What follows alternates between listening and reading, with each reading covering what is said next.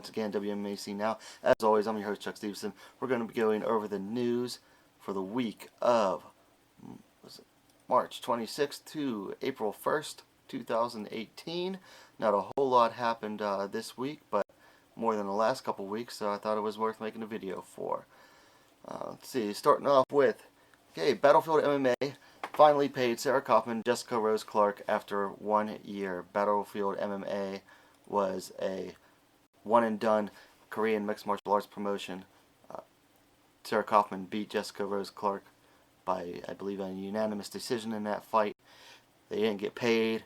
I think they were like two of a bunch of fighters did get paid well. Apparently, Battlefield MMA finally got the money to pay them. So, congrats to Sarah and Jessica on getting that money, even if it's a year later. This happens, unfortunately, it happens too much in the fight game.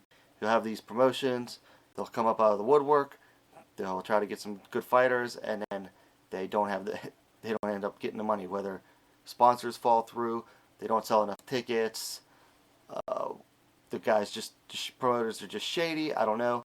Obviously, I don't think these promoters' failure for payment was due to shadiness. I think they just had a hard time getting the money. Anyway, again, congrats to Jessica and Sarah on finally getting paid. Moving along. Bellator featherweight Arlene Blencowe is going to be switching to boxing for her next fight. She's 4-4 in boxing, and she's going to take on Australian fighter Deanna Hobbs, who is 5-0. So good luck to Arlene Blencowe in your latest boxing match. UFC news. Jessica Ai versus Jessica Rose Clark has been announced for a UFC Fight Night in Singapore on June 23rd. Jessica Ai is coming off a successful debut in the UFC flyweight division, beating Kalindra Fahia by unanimous decision, whereas Jessica Rose Clark recently came off of a win over Paige Van Zandt. I'm going to take Clark in this fight. I think she definitely has way more momentum going than Jessica Ai. But I'm not going to sleep on Jessica Ai because she's not bad as a flyweight. But I think Clark definitely has momentum. And I'm just not a huge fan of Jessica Ai personally. That fight again is going to be in the flyweight division.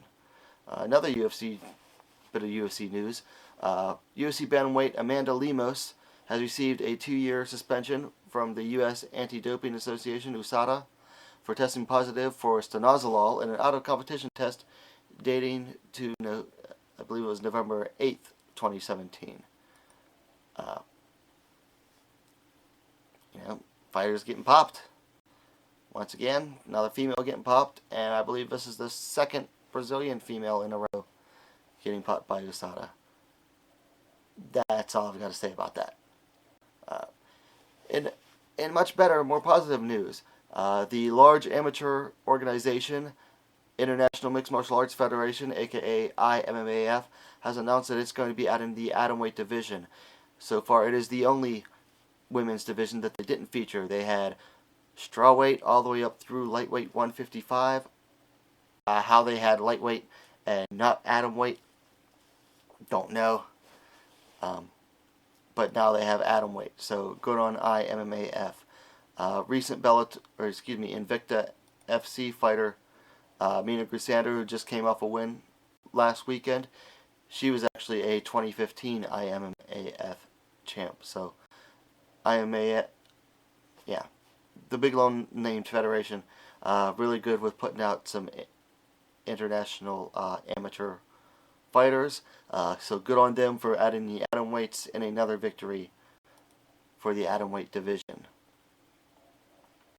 Next up, Veronica Futina signs with Road FC to compete in their atomweight division. Let me see.